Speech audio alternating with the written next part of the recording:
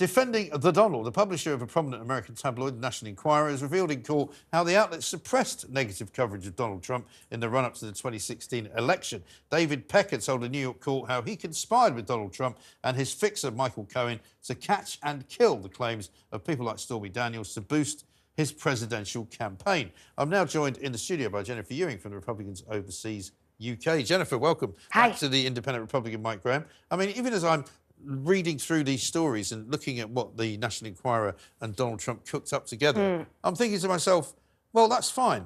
Is that a crime? I don't think it is it? It's not. And actually, I was going to ask you, because you're a journalist. Yeah. I'd never heard that term, catch and kill. No, I've never heard it. It makes sense, right? And you can see how people do that all the time. Yeah. I mean, you hear about a story, you don't want it to go out for whatever reason to protect. Some people call it public relations. There you go. Some people call it crisis PR. Yep. Some people call it, news management. Exactly. But what they don't call it is criminal activity. That's exactly right. So, and then you've got the added name of David Pecker, which, of course, everybody's having so much fun with. Yeah. That name, and then we've got the adult film star. And so we've got a day off today. Yes. But the Donald still isn't allowed to leave the city, right? No, that's correct. And the other thing that's sort of come up over the last couple of days is this gag order. They've got a pretty serious gag order on him that a lot of people are arguing is ridiculous. You should be able to defend yourself, especially when the witnesses like Cohen and Stormy Daniels are saying things about him. He has pushed back with his tweets and I mean, they're not going to silence him altogether, are they? They can't. It would just be publicly, awful if the judge, I mean, they're fining him here and there, but if they put him in jail, no. I mean, then you just make him a martyr. Right. So exactly right. I don't think they and I want to do mean, that. we did this last week, and we played out his latest commercial, which is obviously playing on the whole, idea that they're trying to silence him. Yes. Because actually they're trying to silence all of you. Very effective TV commercial. It seems to me, though, again, it depends on what you read about this trial, doesn't it? It depends on whether you're reading the New York Times or whether you're watching Newsmax or whether you're watching Fox, because everybody's got a different view. I've read pieces this week from people saying, he's looking very alone, he looks as isolated, he's sitting there, he's not happy, he's not in control of the situation. Other people saying, yeah, but, he's still ahead in a lot of these swing states and, it doesn't appear to be doing him any damage. La-di-la. So what's your take on it? Is it different from the last time we spoke? No, actually, it's probably just solidified a few more things, and I'll touch on everything you just said quickly. First of all, with regards to the polls, the 7 swing states, he is ahead of the margin in 4 of them, right? And he's ahead just around the margin by 2 others, and Biden's beating him in 1. So it's not hurting him in the polls. With regards to different media, I also watch everything left, right, center. And I was watching the women on CNN, and they were like, exactly what you said. Oh, he looks lonely. Oh, his voice was this. Oh, he looks orange. And then you go to another station, and they're like, after he left all day of trial, he went up to this bodega. Yes, which, I saw that in Harlem, because you've lived in the States. Right. And it's a really interesting coincidence because this bodega, sadly, there was a clerk there that had to defend himself because an ex-convict robbed the bodega. He shot at him, and then Alvin Bragg, we know that guy because he's the DA in the Trump case. Nominated for Plank of the Week last week. Oh, right. Okay, yes, excellent, well done. So the audience is familiar with him. Yes. But then what happened is because public opinion was like, this is crazy. This is a man, trying to defend his bodega, which a deli, a little which shop you ought on to the be able corner. to do in the United States Gotta be of able to America. do. So Trump goes up there, visits the people there. There were, they loved him.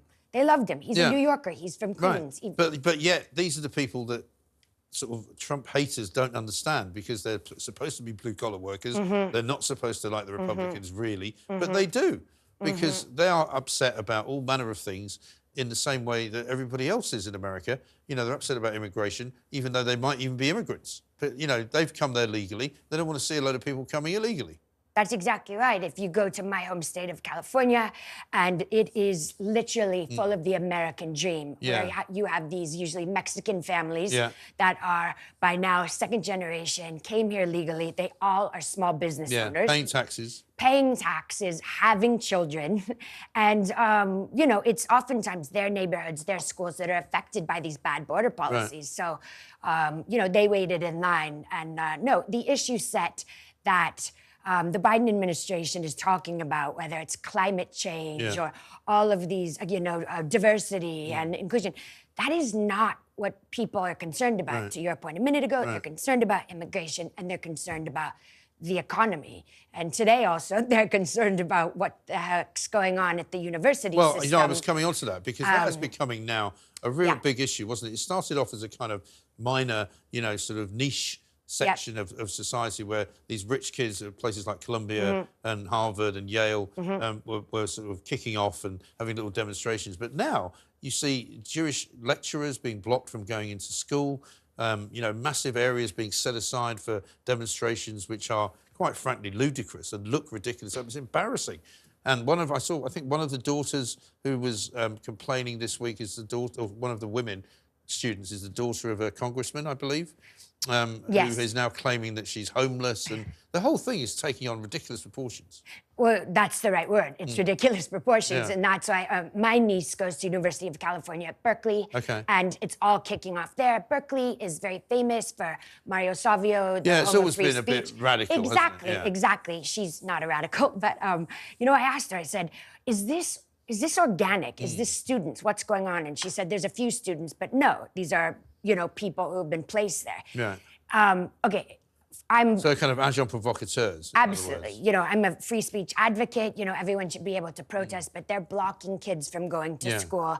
These are not... And they're also threatening Jewish students. Yes. And these are not all students. This reminds me of the summer of 2020, the BLM riots, where it was very well organized, very well funded. You've got the Antifa people, the same thing for some of these net zero things. I bet you, let's use some of this facial recognition, and it'll be a lot of the same people, which is a shame because these are very serious issues, what's going on in the Middle East. Well, they are. And it's being are hijacked. they affecting the Biden White House, do you think? Because every now and again you hear Secretary of State Blinken making a comment which does not sound particularly as if America is a friend of Israel, if you know what I mean. I mean, for example, when that story popped up the other day about the mass grave that was found in a hospital, the immediate reaction, it seemed, from the White House was to believe what was coming out of Palestine from the Hamas Health Authority, which I think is a dangerous thing to do as a first kind of reaction.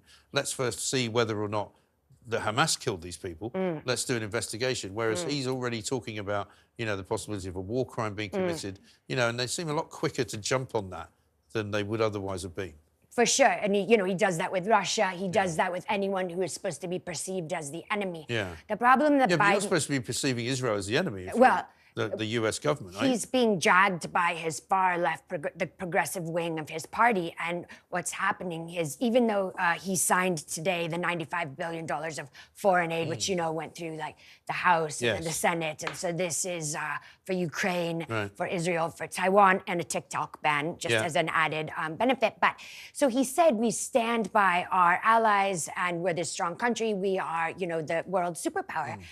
But then he very much flip-flops and caters to this other side. And I don't know, is he looking for, I think, what does Michigan have, 15 electoral votes or something? And let's not forget, a couple of weeks ago in their primary, 16% of the people went out into the freezing cold and voted uncommitted. Right? That was a big number. And a lot of that is because of the Muslim population, as well as the big car industry there. So is that what he's looking at? And saying, I need to make everyone happy. In the meantime, he's not making anyone happy. And then you've got Trump, who's coming out of trial yesterday and saying, well, forget how I would have handled these campus issues or this war, because none of this would have happened on my watch because I'm stronger and I'm more respected. Now, and do people buy that, do you think, in more larger numbers, or is that still sort of a 50-50 scenario? Look, I'm sitting here for Republicans overseas, UK, so I've got a bias. But I have heard people even that are far more left-leaning. No, I don't think, certainly the Ukraine-Russia situation would not have kicked off because we didn't have any new wars under Trump. And I think part of his unpredictability and the fact that he's not really an ideologue, right? He's a capitalist. And so, I think people do believe that their lives were better 4 years ago than they are today. And the world was certainly less of a mess. And even if it's not Biden's fault, sometimes that can come back and bite you as the incumbent. Of course. You say, well, my life isn't as good as it used to be, therefore I'm not going to vote for you. Of course, right? And I mean, he's obviously not, I mean, he's probably less in control of the situation than most people in that situation. I still don't understand how he will make it through to November.